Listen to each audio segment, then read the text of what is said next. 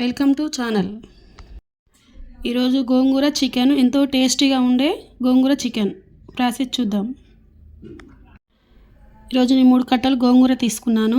బాగా నీట్గా కడుక్కొని ఫస్ట్ అది ఉడకబెట్టుకోవాలి. ప్రాసెస్లో చూడండి. 2 టమాటా వేసాను నేను, అందులో కొంచెం కొత్తిమీర వేసిన,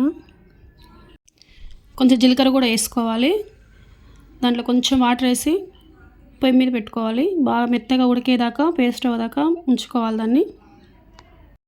అవన్నీ వేసిన తర్వాత స్టవ్ మీద పెట్టుకోవాలి. 10 నిమిషాలు అది ఉడకపెట్టుకోవాలి.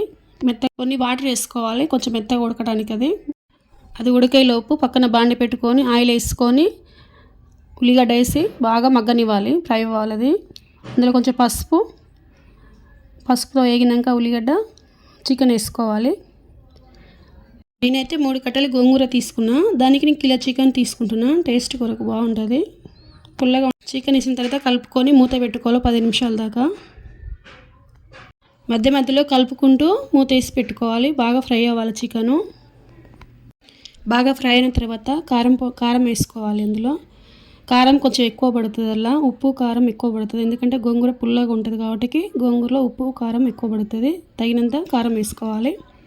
బాగా కారంతో బాగా ఫ్రై అవ్వాలి చికెను.